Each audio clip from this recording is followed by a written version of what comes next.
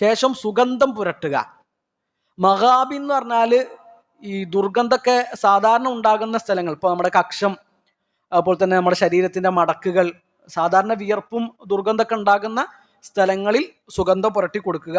വ മവാദിഇ സുജൂദിഹി, അതുപോലെ തന്നെ സുജൂദിന്റെ അവയവങ്ങളിൽ എന്ത് ചെയ്യുക, സുഗന്ധം പുരട്ടി കൊടുക്കുക എന്നുള്ളതാണ്. അതൊരു ആദരവ് നിലക്ക, സുജൂദിന്റെ അവയവങ്ങൾക്കുള്ളൊരു ആദരവ് എന്ന നിലക്കാണ്.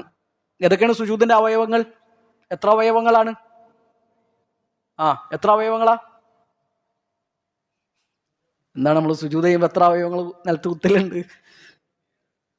7 അവയവങ്ങളാണ് അല്ലേ? ഒന്ന് നെറ്റിയും മൂക്കും. നെറ്റിയും മൂക്കും അള്ളാഹുവിന്റെ റസൂൽ സല്ലല്ലാഹു അലൈഹി വസല്ലമ ഒന്നായിട്ടാണ് എണ്ണിയത്.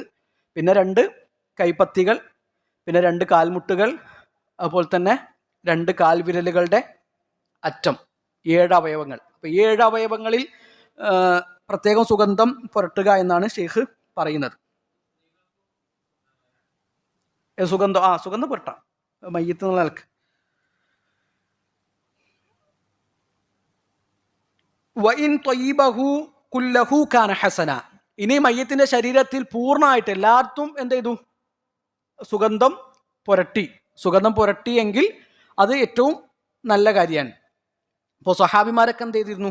അങ്ങനെ മയ്യത്തിന്റെ ശരീരം പൂർണ്ണമായിട്ടും സുഗന്ധം പുരട്ടിയിരുന്നു എന്നുള്ളതാണ്. അനസ് റളിയല്ലാഹു അൻഹുവും അതുപോലെ തന്നെ ഇബ്നു ഉമർ റളിയല്ലാഹു അൻഹുവിൽ നിന്നൊക്കെ അങ്ങനത്തെ സംഗതികൾ ഉദ്ധരിക്കപ്പെട്ടിട്ടുണ്ട്. അപ്പൊ അത് സ്വഹാബിമാരുടെ ഒരു രീതിയായിരുന്നു.